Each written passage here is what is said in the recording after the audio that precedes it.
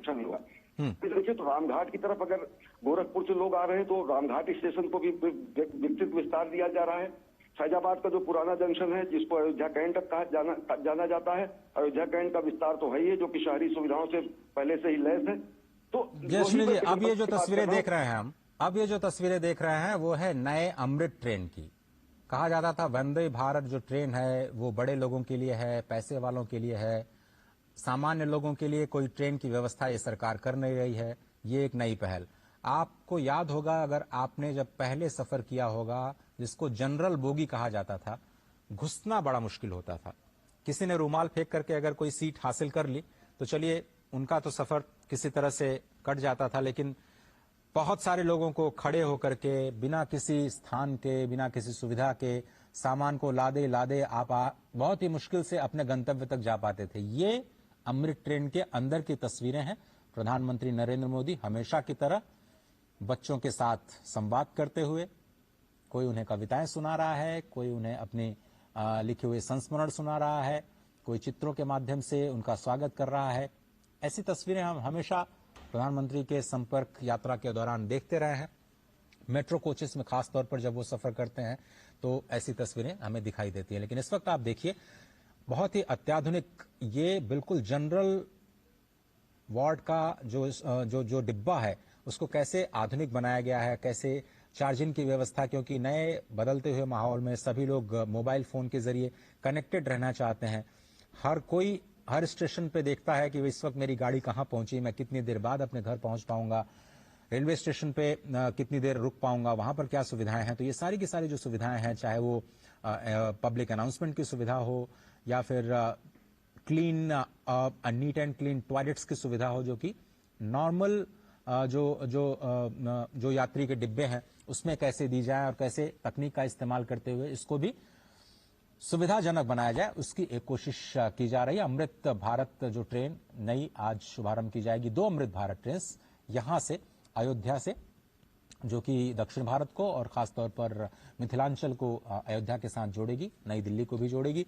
तो उसके साथ साथ जो 6 वंदे भारत ट्रेन हैं उसका भी आज शुभारंभ किया जाएगा, जिनका हॉल्ट अयोध्या धाम को बनाया गया है, स्पष्ट तौर पर इसी बात को ध्यान में रखते हुए कि जब रामलला विराजमान होंगे तो लाखों की संख्या में जो पर्यटक आएंगे उनको समायोजित करने के लिए बहुत सारे साधनों की जरूरत होगी। कुछ लोग ट्रेन से, कुछ लोग सड़क परिवहन से, कुछ लोग वायुयान के जरिए, कुछ लोग अपनी गाड़ी से, कुछ लोग बसों के जरिए, बहुत सारे यात्राओं के जरिए, बहुत सारे यात्रा के जो साधन हैं उनका इस्तेमाल करते हुए अयोध्या तक पहुंचना चाहेंगे। साथ ही साथ वाटरवेज का भी निर्माण किया जा रहा है, वहां पर भी जो सुविधाएं हैं, बताया जा रहा है कि वाटर मेट्रो की भी शुरुआत अयोध्या में होने वाली है। तो ये एक इंटीग्रेटेड अप्रोच है पूरे ट्रांसपोर्ट सिस्टम का, और विरासत के साथ कैसे विकास को आप जोड़ते हैं उसकी एक बानगी, उसकी एक झलक आपको दिखाई देगी।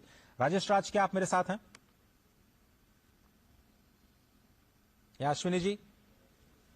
जी अजय जी। जी, तो मैं आपसे ये समझना चाह रहा था कि ये जो नई पहल की जा रही है अमृत ट्रेन के जरिए, जो आज अमृत भारत ट्रेन, और जैसा कि हम बार बार ये कह रहे हैं कि अमृत काल में भारत प्रवेश कर रहा है, ये जो नई शुरुआत है, इस वक्त आप देख रहे हैं हरी झंडी दिखा करके अमृत ट्रेन को रवाना करने की तैयारी हो जा चुकी है। ये बिल्कुल लाइव विजुअल्स, अमृत ट्रेन अब रवाना अयोध्या धाम रेलवे स्टेशन से। हाँ,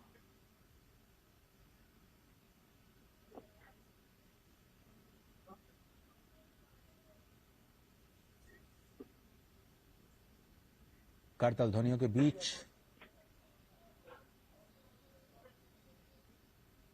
मेक इन इंडिया पूरी तरह से भारत में बनी हुई, ये देखिए 6 वंदे भारत ट्रेन और 2 अमृत भारत ट्रेन, 8 ट्रेन का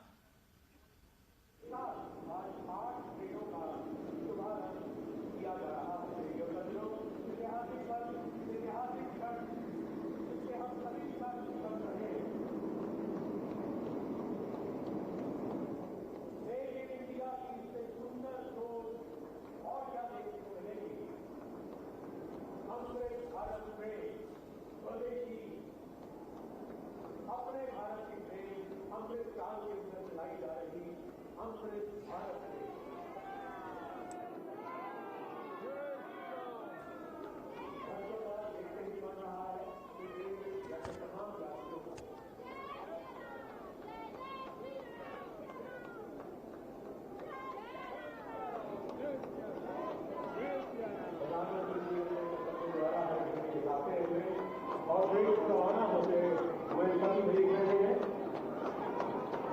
और माननीय प्रधानमंत्री के निर्देश वाले ही देश में 8 ट्रेनें एक साथ शुरू हो रही हैं।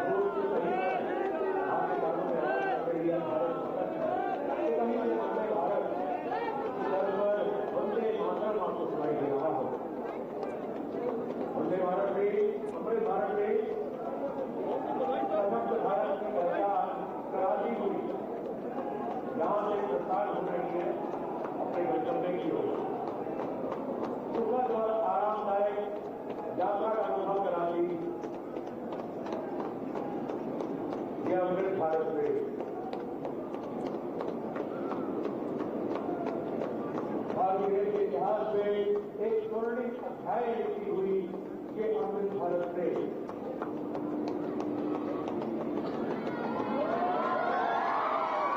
माननीय प्रधानमंत्री के उस सपने को देश इंडिया के प्रधानमंत्री भारत से जारी हुई ये अमृत भारत ट्रेन